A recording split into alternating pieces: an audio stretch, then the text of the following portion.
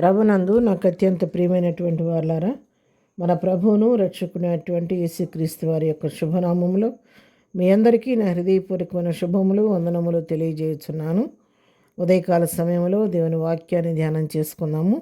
ఈరోజు వాక్య ధ్యానం కొరకు మనం తీసుకున్నటువంటి లేఖన భాగం కీర్తనల గ్రంథం 121వ కీర్తన మొదటి 2 వచనాలు చదువుకుందాం. కొండల తట్టు నా కనులెత్తుచున్నాను, నాకు సహాయం ఎక్కడి నుండి వచ్చును? యెహోవా వలనే నాకు సహాయం కలుగును. ఆయన భూమి ఆకాశములను సృజించినవాడు. ఆమేన్. ప్రియులారా, ఈ వాక్య భాగాన్ని మనం గమనించినట్లయితే క్వశ్చన్ ఇక్కడే కనపడుతుంది, దానికి ఆన్సర్ కూడా ఇక్కడే కనబడుతుంది. నేను కొండల తట్టు నాకు కనులెత్తుచున్నాను, నాకు సహాయం ఎక్కడి నుండి వచ్చునని ముందు ప్రశ్నించాడు భక్తుడు. తిరిగి మళ్ళీ ఆయనే సమాధానం చెప్తున్నాడు. భూమి ఆకాశం సృజించినటువంటి యెహోవా వలనే నాకు సహాయం కలుగుతుంది అని చెప్పని తన సమాధానం చెప్తున్నాడు. తర్వాత వచ్చినాడని మనం గమనిస్తే ఆయన ఎటువంటి వాడో, ఆ భూమి ఆకాశం సృజించినటువంటి మనకు సహాయం చేసి యెహోవా ఆయన ఇంకే విధంగా మనల్ని కాపాడుతూ ఉంటాడో, సంరక్షిస్తూ ఉంటాడో వాటన్నిటిని గురించి కిందకు వివరిస్తూ వచ్చాడు. ఆయన మన పాదాలు తొట్టిల్లకుండా కాపాడుతాడని, కునుకోకుండా నిద్రపోకుండా కాపాడుతాడని చెప్పని, మరి కుడి ప్రక్కన యెహోవా మనకు నీడగా ఉంటాడని, పగలు ఎండదెబ్బైనా రాత్రి వెన్నెల దెబ్బ తగలకుండా ఆయన మనల్ని కాపాడే దేవుడు అని చెప్పని వివరిస్తూ ఉన్నాడు. ఏ అపాయం రాకుండా యెహోవా నిన్ను కాపాడని చెప్తున్నాడు.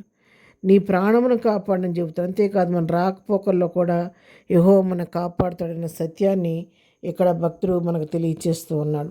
భక్తుని బాగా ఎరిగి మన దేవునితో సహవాసం చేస్తూ దేవుని దగ్గర నుంచి అన్ని విధాలుగా సహాయాన్ని పొందుకుంటున్నటువంటి భక్తుడు తన అనుభవం నుంచి ఎంతో క్లియర్గా చెప్తున్నాడు.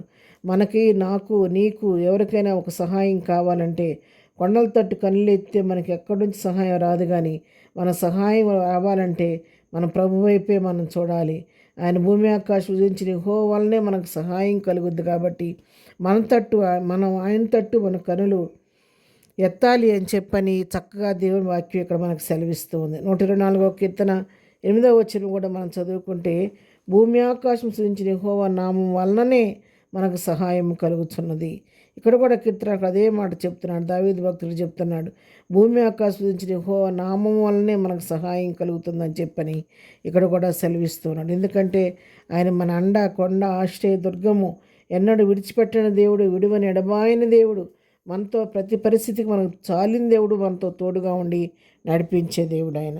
కీర్తన గ్రంథం 46వ కీర్తన మొదటి వచనం చూస్తే, దేవుడు మనకు ఆశ్రయమును దుర్గమునై ఉన్నాడు, ఆపత్కాలములో ఆయన నమ్ముకున్న దగ్గర సహాయకుడు. అవును, మరి ఆయన మనకు ఆశ్రయము, దుర్గము, కొండ, కోట, శైలము, కేడము కాబట్టి మన ఆపత్కాలంలో మనకు నమ్ముకోదగిన సహాయకుడు ఆయనే. కాబట్టి మన ఆపత్తికి వచ్చినప్పుడు ఆయన సన్నిధికి వెళ్ళి ఆయన దగ్గరే మన సహాయం తీసుకోవాలన్న సత్యాన్ని ఈ వాక్యం ద్వారా మనం తెలుసుకోండి. మనుషుల దగ్గరికి వెళ్తే సహాయం కొన్నిసార్లు చేస్తారు, కొన్నిసార్లు చేయలేకపోతారు.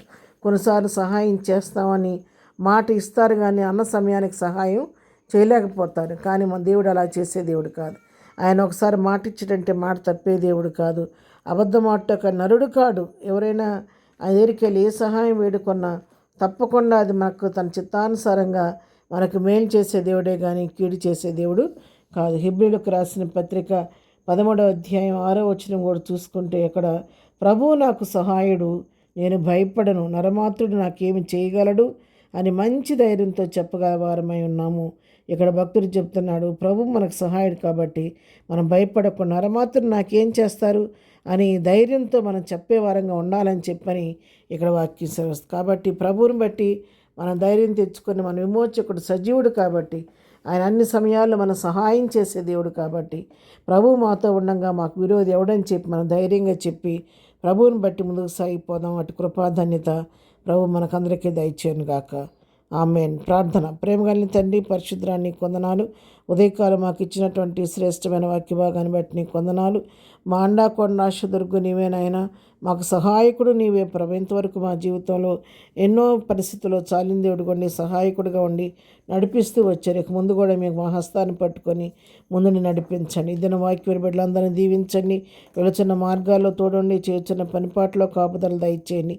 ఇద్దరు బర్త్డే, మ్యారేజ్ చేసుకుని బిడ్డలను దీవించండి, ఆశీర్వదించండి. వాళ్ళ అవసరక్కర్లు తీర్చండి. బలహీనలుగా ఉన్నవారిని ముట్టండి, స్వస్థపరచండి. ప్రతి వారి అవసరాకర మీ నామంలో తీర్చమని అంతా మేము ప్రభావాలు నీకు ఆరోపిస్తూ యేసునామంలో ప్రార్థించడిగి పొందుకొని ఉన్నాము తండ్రి. ఆమెన్. ప్రభు కృప సదాకాలము మనందరికీ తోడయుండి నడిపించును గాక. ఆమెన్.